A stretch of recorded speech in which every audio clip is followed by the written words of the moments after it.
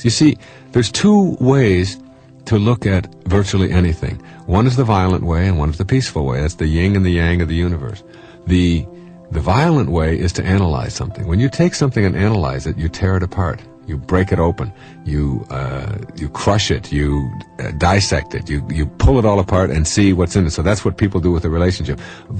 Analyzing is a very violent intellectual act, if you've never thought of that. And it's a victimizing stance. It's violent intellectually in that it tears apart. Now, the opposite of analyzing something is synthesizing, that is, bringing together, looking at what holds it together. What are the similarities? What is it that we have in common here? And how much do we enjoy each other? What are we for? If you're in a relationship and you understand that what you think about is what expands, or as you think, so shall you be, is true, and you're thinking about what is wrong or what is missing in your partner, then for you, your experience of them will be what is missing or what is wrong, because what you think about is what expands. So what you want to do is get focused in your relationships on what you are for. What do you like about that person? And observe that. Unless you want the negativity to expand, then focus your mind on that, because whatever your mind is on will be your experience of them. You can't get behind your eyeballs and be that person and be your spouse. You only have your mind to experience your spouse with.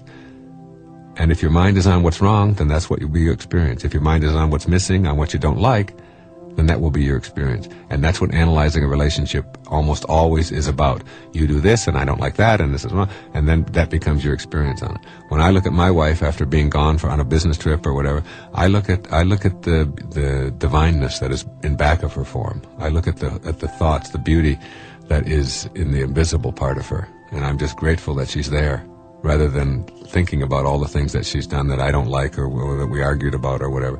I don't want that to continue to expand. And so I don't want to analyze our relationship. I just want to love her and be loved for what we are. Because, as Robert Frost said, you love the things you love for what they are. Not for what they ought to be or what they used to be or what they can do for you, but for what they are. When you fall in love with someone, you fall in love with what they are. You don't look in their eyes and say, you're really beautiful, but if only your eyes were a different color, then I could like you so much better. Or if only you were a little taller, or a little shorter, or your hair were a little this or that. You don't do that. You just go, You're just so gaga in love because you are loving what they are. And then you get into a relationship and mature the relationship, and now your mature relationship is, you should have done this, and if only you did that, and that's what destroys it.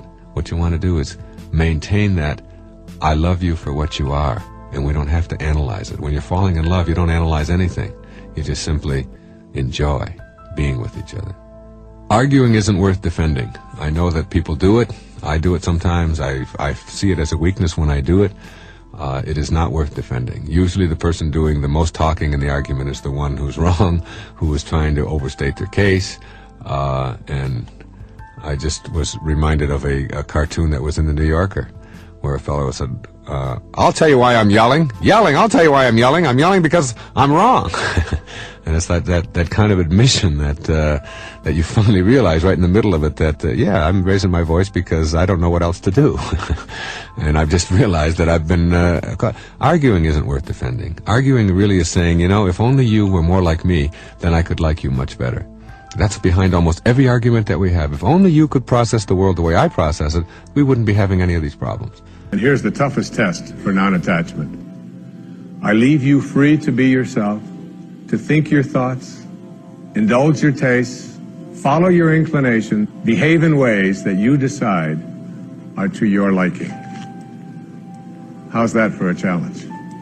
And so what most of us do in our relationships, and why they are not as successful as we would like them to be, is that we become attached, and we tell ourselves that if this person behaves in a way that I find offensive, then I can't be happy. I make my happiness, my fulfillment dependent upon those people that I love being what I think that they should be. And detachment doesn't mean being a victim. It just simply means I know that I can make my life fulfilled and happy by having a mind that is open to everything and attached nowhere. This idea of ignoring what the senses tell us, because we go through our days, we go through our life, and we pay attention to what we see and what we touch and what we feel and what we smell, and And that becomes our reality, and we think that that's the only reality that there is. If I can touch it, if I can see it, if I can grab a hold of it, I can smell it, then that makes it real. And if I can't, then it's unreal. And what this is really about is understanding the power of our imagination, so that when we put an I am, I mean, let's just say you've got you've got a cold, or you've got a flu or something like that, and if you're putting into your imagination, I am well, I am perfect health, I am well, but you watch your nose and it sneezes and it's running, and you got a fever, and you're tired and all of that. The concept of being able to say I am well and living from that place in your imagination, it's like, it's so foreign to us, because we're just so convinced that what our senses tell us is the only reality that there is. And what this is really all about is being able to live from the end and put it into your imagination, and regardless of what your senses tell you, regardless of what it says on the internet, regardless of what information is people are sending to you, regardless of what it says on TV or articles that you read or whatever it is, whatever I am you would like to have, including I am prosperous, I am abundant, and you look at your bank book and you say there's nothing in it, and and I've got bills, and how can I go around saying I am prosperous when these are all the, but it's being able to place into your imagination that I am realizing that the words I am really are the name of God, and to say I am prosperous rather than I will be, because to say I will be prosperous or I will be healthy means to say that I don't have that now, and I don't, and it's something that maybe will come in the future. And until you can assume a feeling of something in your imagination and just live with it, regardless of what all of the other physical evidence says, because basically what we learn is that the physical world is just an illusion, that it's what's in our imagination that is the real, the real truth. And that's just such a hard one for all of us, including me.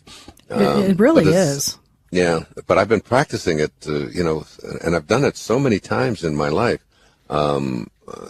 Being able to say I always give the example of when I'm writing a book, I have the jacket of the book already made in advance, long before I ever write the first word, and I wrap it around another book, and it's right in my writing space. And every day I already say that this is already complete, because I'm looking at it.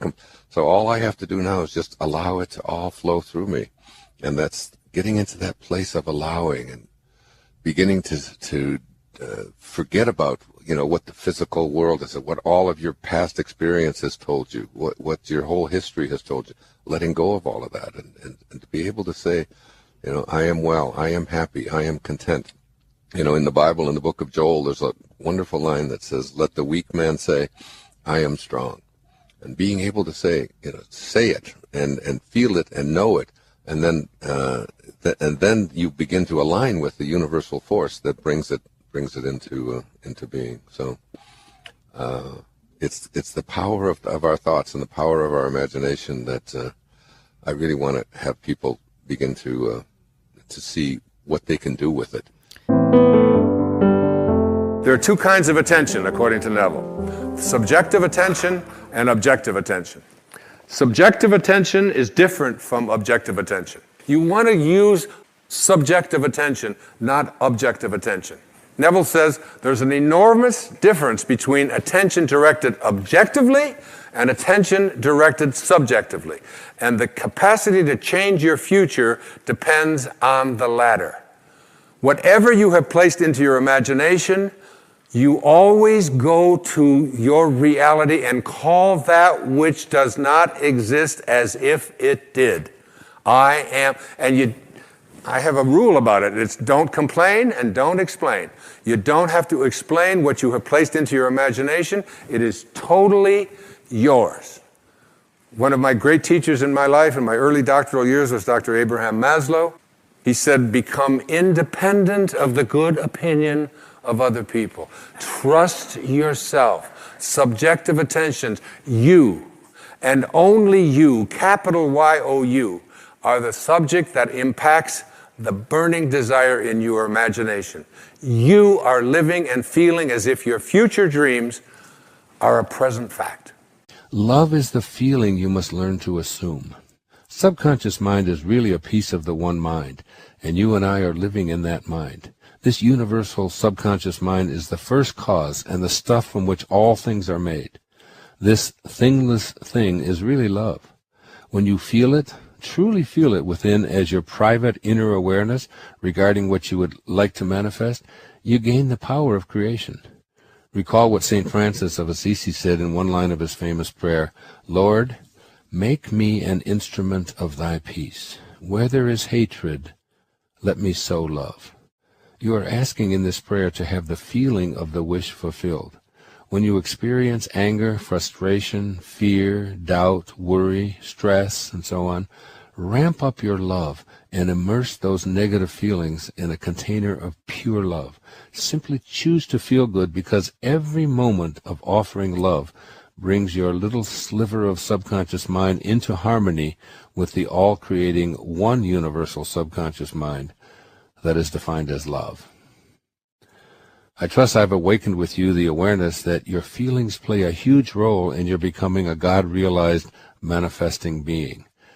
Neville states this very clearly, quote, "Denying the evidence of the senses and appropriating the feeling of the wish fulfilled is the way to the realization of your desire," unquote. Apply his wisdom beginning now. It will serve you in ways that you may never have imagined in common hours. And remember that picturing the future without assuming the feeling of the wish fulfilled is nothing but futile daydreaming. Practice feeling a thought that you have inserted into your imagination. Remember that a feeling is what you feel in your body as you contemplate what it is you wish to manifest or who you would like to become. Close your eyes and experience what that feels like in your body. Work with sensations that are not only your experience of what you are imagining in your body, but are triggers that assist you in moving from a thought to a hardened physical reality. Whatever feelings you are attempting to notice in your body regarding your wishes or desire, bathe it in love, the synonym for God. Imagine what you want. Imagine and feel that love as if you are now in possession of it. Continue doing this using love until your desire actually belongs to you. During this process, remind yourself that the more love, that is, the more God you offer, the sooner desire becomes reality. Look into your mirror fearlessly, saying, "I not only love you, I am love." Acquaint yourself with the subconscious mind. Your piece of subconscious mind acts on what you program into it so that it becomes your automatic mind acting habitually. Decide on a habit that you would like to be automatic. Being generous, for example. Tell yourself, "I am a generous person." Give something away in a spirit of generosity, even if it's only a small coin or a word of encouragement. The more thoughts and actions you practice around your new I am, the more the subconscious mind will react in kind, until eventually it will act in generous ways out of a new habit that you've created. The subconscious mind responds to suggestions. You can reprogram your subconscious mind so that it goes on its accustomed role of autopilot with mental and feeling images from yourself. Talk to this automatically receptive component of yourself, telling it that you are unlimited and that you believe all things are possible. Fill it with images of you being all that you dare to become.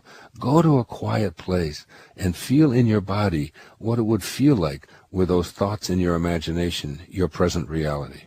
The subconscious mind possesses the power to manifest physical reality from thoughts. Every object and circumstance in this world is representative of a mental thought. All that now exists was once imagined. Such is the power of the subconscious mind. But in order to partake of this incredible powerhouse of creation that you are, you must be able and willing to experience within yourself, in your mind, that which you wish to manifest. Thoughts become things when you feel them and are able to impress them upon the subconscious mind, which will then just take over. Here is how Neville describes this phenomenon. This substance is consciousness. It is your imagination which forms this substance into concepts, which concepts are then manifested as circumstances and physical objects. Thus, imagination made your world, unquote. And then his take on the importance of feelings in programming the subconscious mind. He says, quote, "The reality of your assumption has its being in complete independence of objective fact and will clothe itself in flesh if you persist in the feeling of the wish fulfilled. When you know that assumptions, if persisted in, harden into facts, then events which seem to the uninitiated mere accidents will be understood by you to be the logical and inevitable effects of your assumption. You have the power to impress upon the subconscious mind any I am of your choosing." He presents this in Power versus Force. That seems to bring it all home very clearly. Let's attempt to understand all of this through an example. Imagine a bum on a street corner in a fashionable neighborhood. Can you get a picture of that? Bum, street corner, fashionable neighborhood. In a fashionable neighborhood in a big city stands an old man in tattered clothes, alone, leaning against the corner of an elegant brownstone. Look at him from the perspective of various levels of consciousness and note the differences in how he appears. From the bottom of the scale, at a level of 20, the level of shame, this bum is dirty, disgusting, and disgraceful. And that's how you view him, and you know people who do. And you may know yourself as having done that at one time. From the level of 30, which is guilt, he would be blamed for his condition. He deserves what he gets. He's probably a lazy welfare cheat.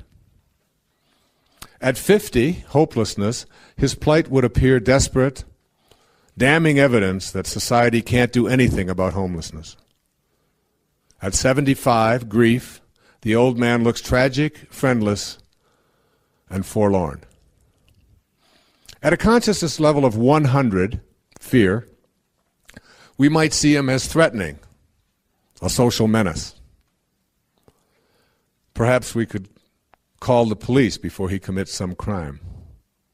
At 125, desire, he might represent a frustrating problem. Why doesn't somebody do something?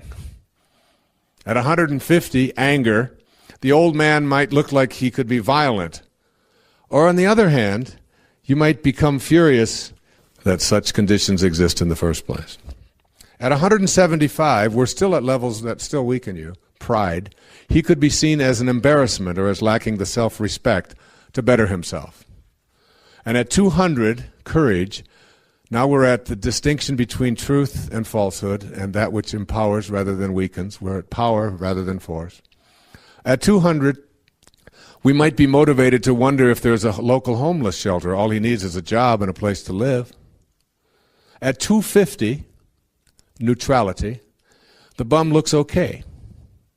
Maybe even interesting. Live and let live, we might say. After all, he's not hurting anyone. At 310, willingness, we might decide to go down and see what we can do to cheer this fellow up. Or volunteer some time, perhaps, at a local mission. At 350, acceptance, the man on the corner appears intriguing. He probably has an interesting story to tell. He's where he is for reasons we may never understand. At 400, reason, he's a symptom of the current economic and social malaise, or perhaps a good subject for in-depth psychological study. Now we move to the higher levels. At the higher levels, the old man begins to look not only interesting, but friendly, then lovable. Perhaps we would then be able to see that he was, in fact, one who had transcended social limits and gone free. Maybe a joyful old guy with the wisdom of age in his face and the serenity that comes from indifference to material things. At 600, peace, the highest level any of us will ever attain here. He is revealed as one's own self in a temporary condition. Can you see the difference? Can you see the distinctions between how we look at things. A simple bum standing on a corner and all of the attendant ways that we have of processing it, some of which will weaken us individually and collectively, and some of which will empower us individually and collectively. There's nothing natural about living a life filled with stress and anxiety, having feelings of despair and depression, and needing pills to tranquilize yourself. Agitated thoughts that produce high blood pressure, a nervous stomach, persistent feelings of discomfort, an inability to relax or sleep, and frequent displays of displeasure and outrage are violating your natural state. Believe it or not, you have the power to create the naturally stress-free and tranquil life you desire. You can utilize this power to attract frustration or joy, anxiety or peace. When you're in harmony with the 7 phases of intention, you can access and pull from the source of all in order to fulfill your intention of being stress-free and tranquil. So if it's natural to have feelings of well-being, why is it that we seem to experience so much unwellness and tension? The answer to this question provides you with the key that leads to the peaceful life you desire. Stress is a desire of the ego. We speak of stress as if it were present in the world as something that attacks us. We say things like, I'm having an anxiety attack, as if anxiety is a combatant. But the stress in your body is rarely the result of external forces or entities attacking you. It's the result of the weakened connecting link to intention caused by your belief that ego is who you are. You are peace and joy, but you've allowed your ego to dominate your life. The following lighthearted way to stop taking yourself so seriously is from a book by Rosamund and Benjamin Zander. He's the conductor of the Boston Philharmonic Orchestra, titled The Art of Possibility. It illustrates in a delightful way how we allow ego to create many of the problems we encounter that we label stress and anxiety. It's called Rule Number 6. I'll share it with you. 2 prime ministers are sitting in a room discussing affairs of state. Suddenly a man bursts in, apoplectic with fury, shouting and stamping and banging his fist on the desk. The resident prime minister admonishes him. Peter, he says, kindly remember Rule Number 6. Whereupon Peter is instantly restored to complete calm, apologizes and withdraws. The politicians return to their conversation only to be interrupted yet again 20 minutes later by an hysterical woman gesticulating wildly, her hair flying. Again, the intruder is greeted with the words, Marie, please remember Rule Number 6. Complete calm descends once more, and she, too, withdraws with a bow and an apology.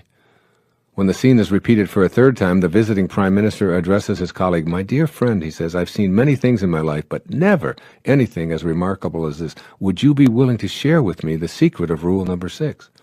Very simply, replies the resident prime minister. Rule Number 6 is, don't take yourself so damn seriously. Ah, says his visitor. That's a fine rule. After a moment of pondering, he inquires, and what, may I ask, are the other rules? Oh, there aren't any. As you encounter stress, pressure, or anxiety in your life, remember Rule Number 6. At the moment you realize you're thinking stressful thoughts. By noticing and discontinuing the inner dialogue that causes stress, you may be able to prevent its physical symptoms. What are the inner thoughts that produce stress? I'm more important than those around me. My expectations aren't being met. I shouldn't have to wait. I'm too important. I'm the customer here, and I demand attention. No one else has these pressures. All of these above, along with a potentially endless inventory of Rule Number 6 thoughts, are from the ego's bag of tricks. You aren't your work, your accomplishments, your possessions, your home, your family, your anything. You're an aspect of the power of intention, dressed in a physical human body, intended to experience and enjoy life on earth. This is the intention that you want to bring to the presence of stress. You must become conscious of the need to activate thought responses that match your intention. These new responses will become habitual and replace your old habit of responding in stress-producing ways. When you examine segments of stress-producing incidents, you always have a choice. Do I stay with thoughts that produce stress within me, or do I work to activate thoughts that make stress impossible? Here's another easy tool that will help you to replace the habit of choosing anxiety and stress. I call them 5 magic words. Here they are. I want to feel good. I want to feel good. Your intention here is to be tranquil and stress-free. When you feel good, you're connected to your intentions, regardless of what goes on around you or what others expect you to feel.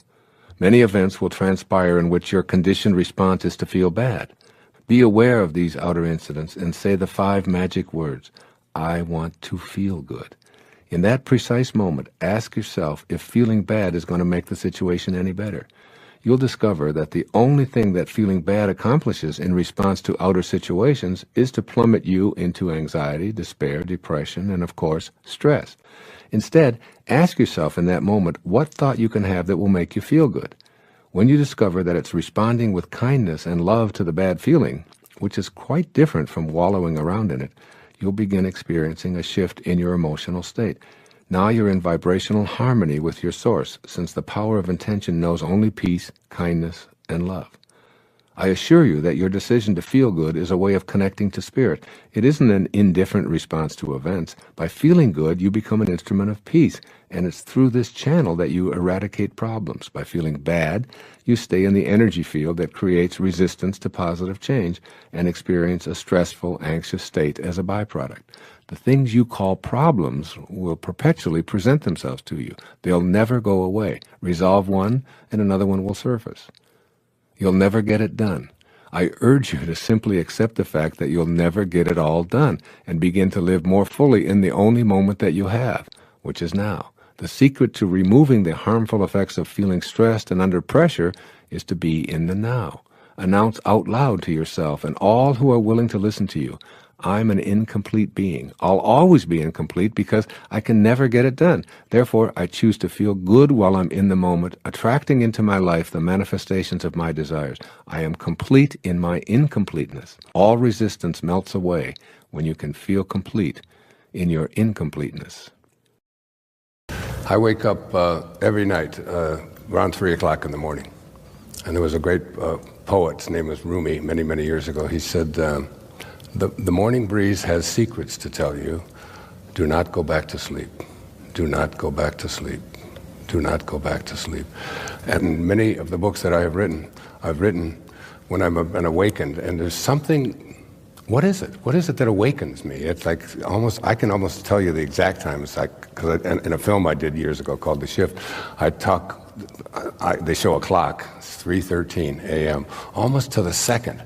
Every single night, there's something. Is that angels? Is that divine source? Is that someone saying, this is your purpose, this is the time, there's no distractions? The thing we most want to say is that we're with you saying that all the time. Mm-hmm. So what's interesting to us is that that's the time that you decide to listen. Right. But there's nobody else around to distract me. And that's the important conversation to have. So what is it about that time? What is it that's happening there that makes you more resonant, that makes you more receptive? And it is that the momentum of your thought has stopped. So there is no contradictory vibration going on within you. So you're more likely to hear.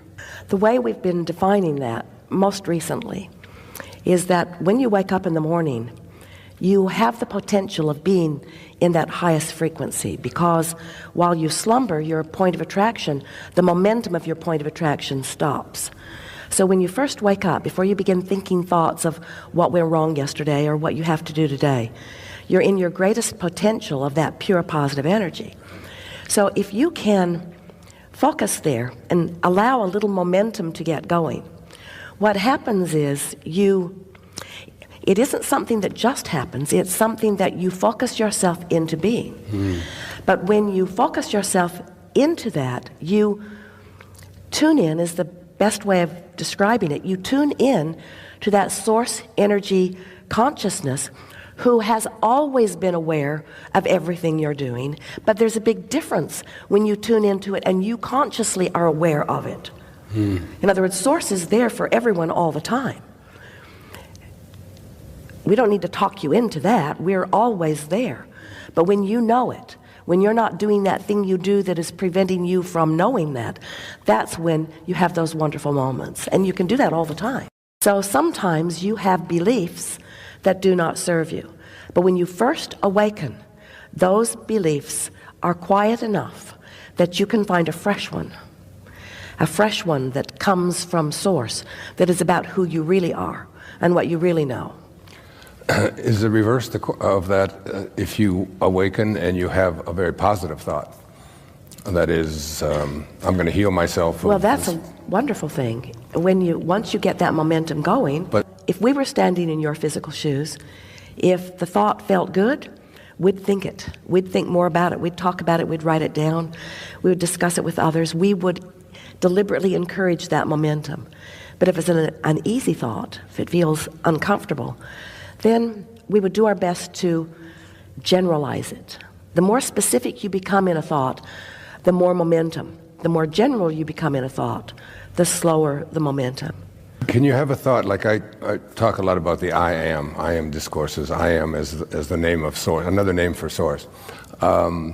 If you are feeling weak, but you have a thought saying, I am strong, I mean, that's one of the lines from the book of Joel. Let the weak man say, I am strong. If you continuously say, I am strong, or I am well, or I am healed, or I am wealthy, or I am positive, or I'm It makes loving. sense. It makes sense, but there is a effort factor, a backfiring factor that sometimes every subject is really two subjects, wanted and absence of it.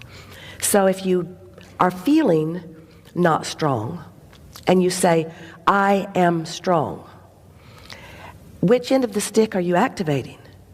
And what we've noticed is the more effort you are applying, usually you're trying to overcome what you've really got going on vibrationally with words. And instead of it working the way you want it to, it works in reverse, because when you're trying really hard, it's an indicator that you're trying to use your words and your actions and your affirmations to compensate for vibration that you didn't get started off on the right foot. We think affirmations are wonderful, but we would make sure that we are feeling really good when we affirm, because the universe doesn't hear what you say. The universe hears what you mean. I wrote a book years ago called Inspiration, using the two words inspire, inspirado, inspire, in spirit. And there was a great teacher on this planet a couple of thousand years ago named Patanjali, and he said, when you are inspired by some great purpose, some extraordinary project, that all of your thoughts break their bonds, your mind transcends limitations, your consciousness expands in every direction, and you find yourself in a new and a great and a wonderful world. Perfect. And then he said, dormant forces, when you're inspired, dormant forces, faculties, and talents come alive. And you discover yourself to be a greater person by far than you've ever dreamt yourself to be.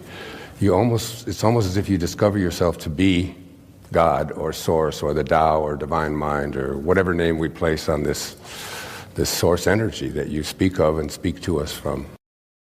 Authentic power comes from your soul, that magical place that is always within you. The examples of people who have large amounts of money but are purposeless in their soul are everywhere. Famous actors and actresses plagued by drug habits, committing suicide at what others thought of as the peak of their careers. Divorce rates among the very wealthy skyrocketing along with painful courtroom squabbles over who gets what.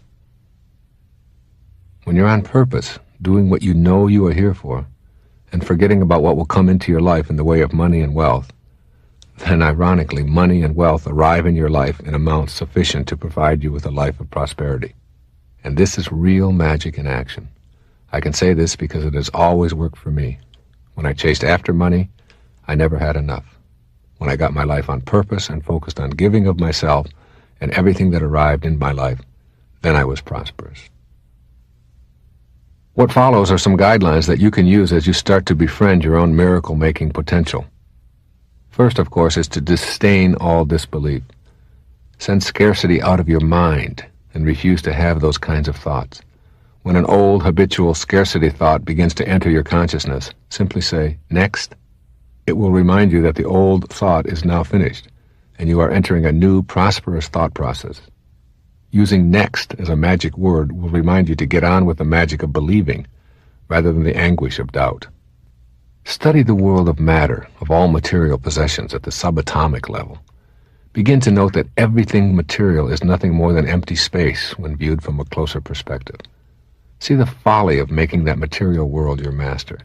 Just like your thoughts, the material world is limitless. It is without beginning and end, totally abundant and totally available to you if you know what your true purpose here is. Develop a trust in your intuitive inner voices. It has been said that those who are classified as lucky are essentially those who go with their hunches rather than what others have prescribed. If you feel a strong inner inclination to change jobs or to try a particular investment, then place more trust in that hunch. This is your divine guidance encouraging you to take a risk, to ignore the ways of the herd, to be the unique individual that you are. Learn to trust your intuition and allow your physical body to travel the path that you are feeling within. Work at replacing thoughts within you that reflect a scarcity consciousness. If you elect to constantly tell the world what is missing in your life and how you can never get ahead, it is because you are in possession of an inner space that believes strongly in lacks. You can replace negative inner slogans with new thoughts that include abundance, plenty, bountifulness, profit, ease, and the like. When you see these thoughts as the way your universe is and process your world in these ways, the words and concepts will be your way of presenting yourself.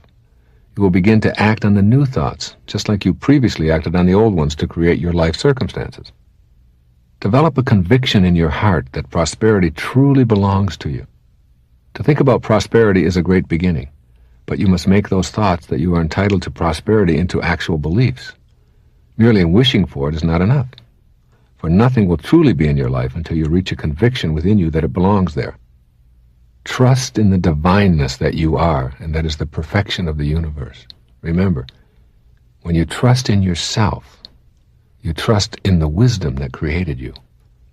And obviously, when you doubt yourself, you question that same divine intelligence that brought you here. Surrender and relax about it, and you will know what to do. You no longer have to worry. Prosperity will indeed come to you, and you will be creating it in a magical way. Trust in the miracle that you are, then get on with your life in a purposeful way. Get rid of the polarity that you may have about money. You have perhaps either seen money as God's blessing or as the arch enemy of spirituality. Keep in mind that if your purpose involves providing things that require money for others and for yourself, and if you are uncompromised about your own commitment to your purpose, then money will show up in your life to assist you with your heroic mission. The denouncing of money is a trap.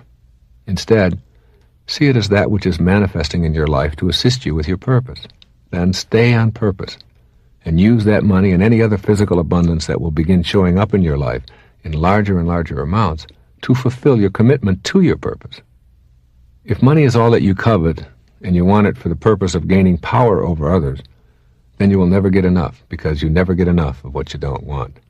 Your goal is in the invisible realm, that place where you do all of your living.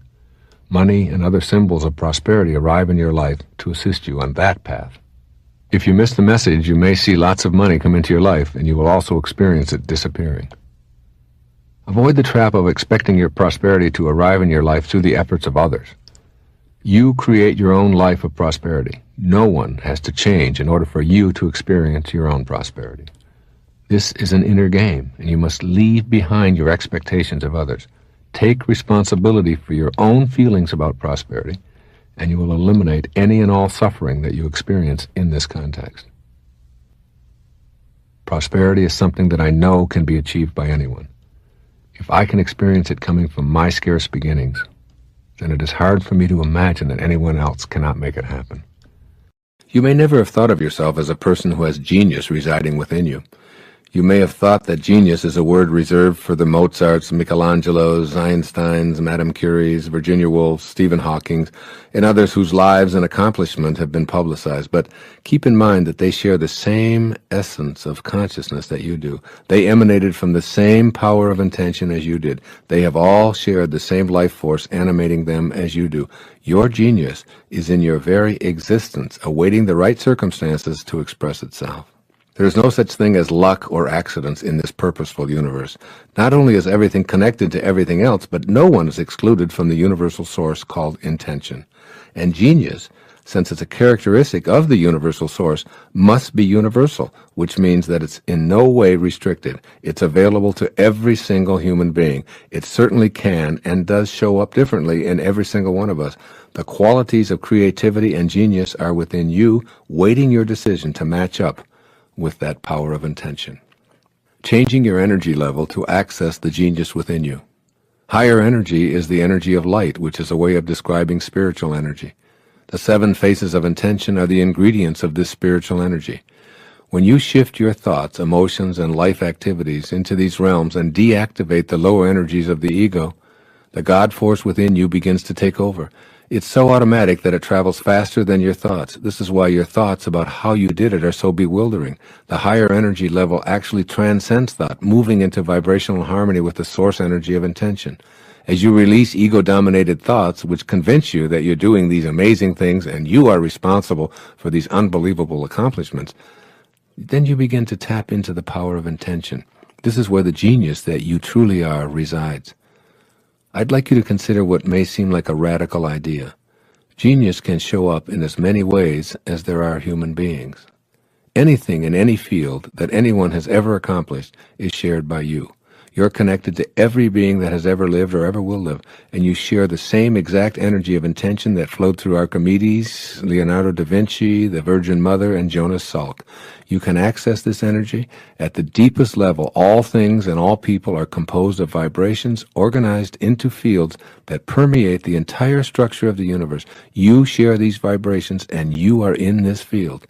The starting point is knowing and understanding that this level of creativity and functioning called genius resides within you.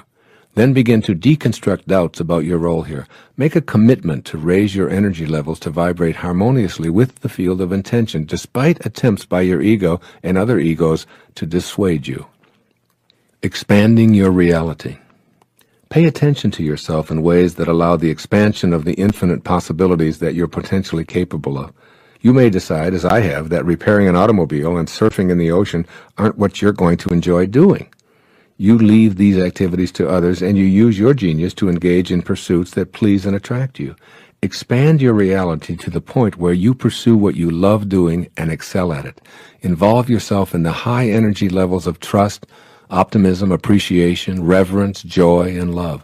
That means love for what you're doing, love for yourself, and love for your genius, which allows you to immerse yourself in any activity and enjoy the process of experiencing it fully.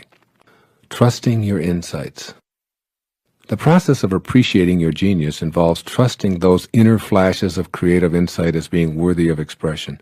Never, but never regard any creative thought that you're having as anything other than a worthy potential expression of your inner genius. The only caveat here is that these thoughts must be in vibrational harmony with the 7 faces of intention. Inner thoughts of hatred, anger, fear, despair, and destruction simply don't foster creative insights. The low-energy, ego-dominated thoughts must be replaced and converted to the power of intention. Your creative impulses are real, they're vital, they're worthy, and they crave expression. The fact that you can conceive of them is proof of this. Your thoughts are real, they're pure energy, and they're telling you to pay attention and get that connecting link to the power of intention polished up through living at different levels than you've accepted as normal or ordinary. At these levels, everyone is a genius. Appreciating the genius in others. Every person you interact with should feel the inner glow that comes from being appreciated, particularly for the ways in which they express their creativity. A core theme which strengthens the flow of the power of intention is wanting for others as much as you intend for yourself. Appreciating the genius in others attracts high levels of competent energy to you. By seeing and celebrating the creative genius, you open a channel within yourself for receiving the creative energy from the field of intention. These kinds of events of people walking by and saying, "Is this your strawberry ice cream?" and you say, "Wow, I was just thinking about that. Ooh, what's going on? How did that happen? Where did that come from?" Or you're thinking about your sister and you're just having a conversation with her. You haven't seen her in 5 years, and you go to the phone and she's calling, or, you know, endless numbers of these kinds of synchronistic events that almost like you have a collaboration with fate They become more frequent, they become more noticeable, they aren't something that you say, "Oh, how could this happen? Isn't that interesting?" or "It's just chaos."